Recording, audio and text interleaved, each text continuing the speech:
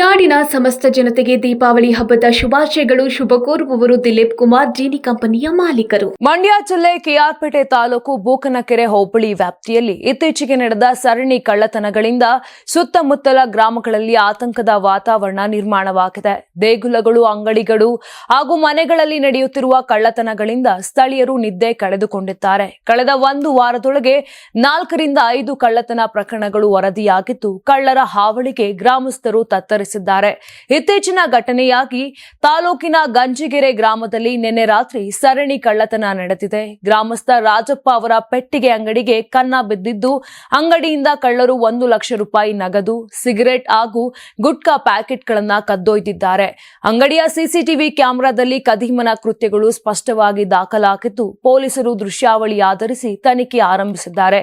ತಾಲೂಕು ವ್ಯಾಪ್ತಿಯಲ್ಲಿ ಹೆಚ್ಚುತ್ತಿರುವ ಕಳ್ಳತನಗಳ ಹಿನ್ನೆಲೆ ಬೂಕನಕೆರೆ ಹಾಗೂ ಸುತ್ತಮುತ್ತಲ ಗ್ರಾಮಗಳ ನಿವಾಸಿಗಳು ಪೊಲೀಸ್ ಇಲಾಖೆ ತಕ್ಷಣ ಕ್ರಮ ಕೈಗೊಳ್ಳಿ ಕಳ್ಳತನಕ್ಕೆ ಕಡಿವಾಣ ಹಾಕಬೇಕೆಂದು ಆಗ್ರಹಿಸಿದ್ದಾರೆ. ಇನ್ನು ಜನರ ಭದ್ರತೆಗಾಗಿ ರಾತ್ರಿ ಪಾಳಿ ಗಸ್ತು ಬಲಪಡಿಸುವಂತೆ ಗ್ರಾಮಸ್ಥರು ಒತ್ತಾಯಿಸಿದ್ದಾರೆ. ಸದರಿ ಗ್ರಾಮ ಪಂಚಾಯಿತಿಯ ಗಂಜಿಗೆರೆ ಗ್ರಾಮ ಪಂಚಾಯಿತಿಯ ಸರಣಿ ಕಳ್ಳತನದ ವಿಚಾರವಾಗಿ ಮೊದಲನೇದಾಗಿ ಮಂಡಿಕೊಪ್ಪಲು ಮಂಜುನಾಥನವರು ಕಳ್ತಾನ, ಎರಡನೇದು ಗಂಜಿ ಮುಕ್ಕಳ್ಳಿ ಮಾರಮ್ಮನ ದೇವಸ್ಥಾನ ಕಳ್ತಾನ, 125 ಗ್ರಾಮ್ ಚಿನ್ನ, 1 kg ಬೆಳ್ಳಿ ಕಳ್ತಾನ.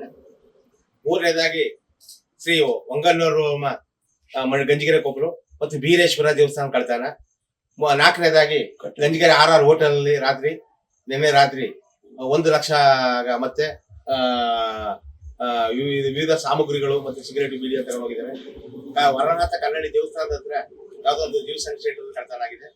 ಶ್ರೀ ಬಸವೇಶ್ವರ ದೇವಸ್ಥಾನ ಕಟ್ಟಳ್ಳಿ ಅಲ್ಲಿ ಕಳಸ ಕಳ್ತನಾಗಿದೆ. ಇದುವರೆಗೂ ಪೊಲೀಸ್ ಇಲಾಖೆ ಯಾರೇ ಆಗ್ಲಿ ಇದುವರೆಗೂ ಮಾಹಿತಿ ತಗೊಂಡಿಲ್ಲ. ಈ ಕಳ್ತನ ಆಗಿದೆ ಅಂತ ರಿಪೋರ್ಟ್ ಕೊಟ್ಟು ಸುಧಾ ಇದುವರೆಗೂ ಪೊಲೀಸ್ ಇಲಾಖೆ ಬಂದು ಇನ್ವೆಸ್ಟಿಗೇಷನ್ ಮಾಡಿಲ್ಲ. ಸರಣಿ ಕಳ್ತನ 2 ತಿಂಗಳಿಂದ ಏನ್ ಕಳ್ತನ ಭಯಭೀತರಾಗಿ ಹೋಗಿದ್ದಾರೆ ಜನ. ಏನಪ್ಪಾ